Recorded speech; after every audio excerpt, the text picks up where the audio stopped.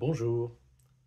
Aujourd'hui, j'ai envie de partager des réflexions autour de la dépression, évidemment avec le point de vue du décodage psychobiologique.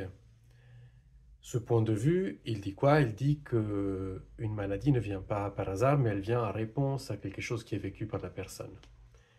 Et du coup, ce point de vue va être le même pour la dépression, qui est en fait un changement de comportement quelque part, un changement de fonctionnement du cerveau. Mais du coup, il vient en réponse à quoi?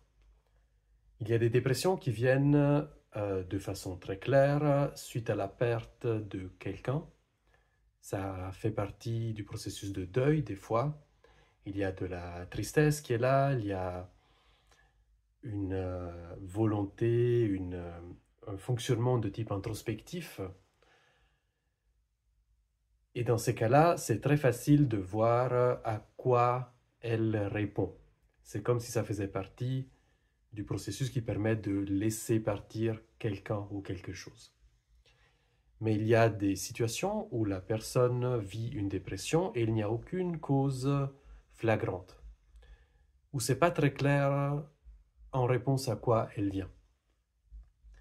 Et d'ailleurs, c'est un des points de vue classiques, c'est que la dépression est due à un déséquilibre de neurotransmetteurs, mais peut-être que ça, c'est pas la cause, mais c'est une conséquence. Peut-être que ce changement de fonctionnement du cerveau, il vient en réponse à quelque chose.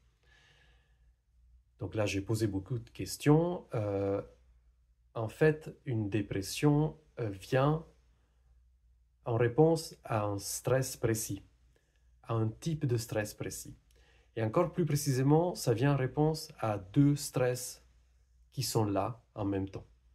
Quand je dis stress, je veux dire des événements choquants, quelque chose qui a été très très dur à vivre et qui peut-être n'a pas trouvé de solution, qui n'a pas pu être vraiment digéré. Donc, si une maladie vient en réponse à un choc, un changement de fonctionnement du cerveau, comme une dépression ou une manie, c'est le même fonctionnement, vient en réponse à deux chocs vécus et qui sont toujours présents en même temps. C'est comme si le changement de fonctionnement du corps avec un symptôme physique permettait de baisser un certain stress, mais que quand ce stress il est double et donc beaucoup plus difficile à gérer, c'est carrément un changement de fonctionnement de la personne qui se met en place. C'est un changement de, de façon d'être au monde quelque part. Et le but, c'est toujours le même, c'est de sortir de ce stress, c'est de moins souffrir à cause de ces deux stress du coup. Et en fait, c'est ce que fait une dépression, c'est ce que fait une manie, un fonctionnement de type maniaque. Il change le fonctionnement de base de la personne et quelque part, ça permet à la personne de sortir de son stress. Si j'ai extrêmement envie de quelque chose, de passer dans un fonctionnement de type dépression fait par définition que je n'ai plus envie de rien. Et c'est finalement la seule solution qui est possible à ce moment-là pour le corps et pour le cerveau, qui en fait partie bien sûr.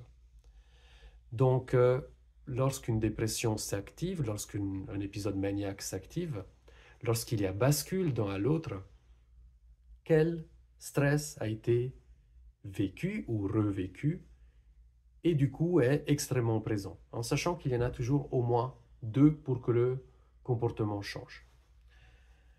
Je ne vais pas aller beaucoup plus loin dans cette voie, dans ces explications, parce que le but aujourd'hui pour moi, c'est juste de proposer, de nommer qu'une dépression ne vient pas par hasard, mais comme toute maladie, elle vient pour essayer de baisser un stress.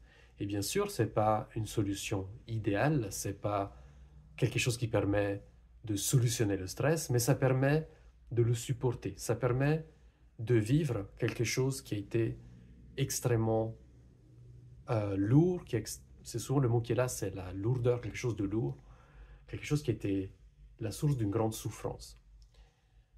J'aimerais encore préciser que ce sont des stress bien précis qui sont traduits, qui sont gérés, qui sont pris en charge par une dépression, ce sont des stress autour de ce qu'on appelle le territoire. Or, si pour les animaux sociaux, le territoire est quelque chose de finalement restreint, du territoire physique ou des partenaires, les membres du clan, quelque part, mais surtout axé sur la reproduction, pour l'humain, comme il y a beaucoup de territoires symboliques que nous vivons, ben, le territoire, ça peut englober beaucoup de choses. Ça peut être un partenaire, ça peut être le lieu de vie, mais aussi un rôle, un travail, la présidence d'une association, par exemple, notre famille. Donc, un changement de fonctionnement comme une dépression, en fait, ça vient en réponse à au moins deux chocs qui ont été vécus autour de ces thèmes-là, autour du thème du territoire large. Voilà. Donc finalement, ça permet de se poser la question, mais ok, dans ce que j'ai vécu, qu'est-ce qui a été tellement chargé pour faire en sorte que mon corps, automatiquement, il n'y a aucune volonté là-dedans, le prenne en charge en changeant mon fonctionnement, en changeant ma façon d'être au monde quelque part.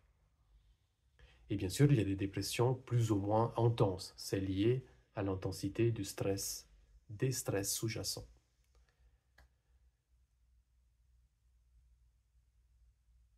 Il y a encore une possibilité. Le rôle d'un de ces stress, de ces chocs, peut être pris en fait par un changement hormonal important.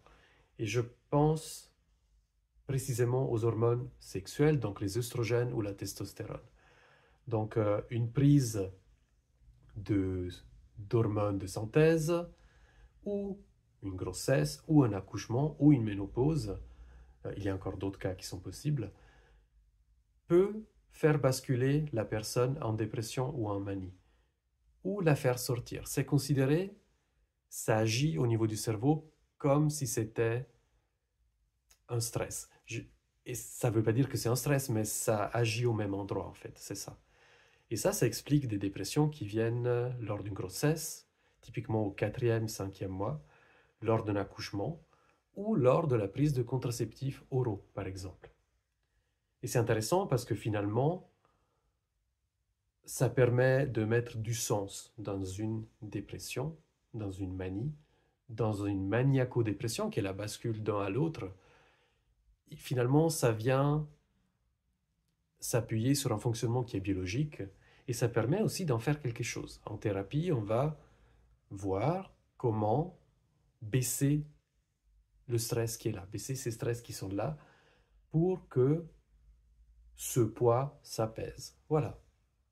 C'est ça que j'avais envie de partager aujourd'hui. J'espère que ça vous soit utile. Et puis, je pense que c'est intéressant parce que ça permet de donner, dans les thérapies que je fais, une direction thérapeutique qui est assez claire. En fait, c'est plutôt que comment mettre sous le tapis ou chasser ce qui est là comme comportement, qu'est-ce qu'il vient travailler, qu'est-ce qu'il vient prendre en charge. Et là, on se concentre sur la source du problème et pas sur la conséquence. Je précise, quand je parle de traitements hormonaux qui peuvent faire basculer l'humeur, ça ne veut pas dire qu'il faut les arrêter. Ça veut dire que si vous constatez un changement d'humeur suite à une prise de ces médicaments, il faut absolument en parler à votre médecin. Voilà.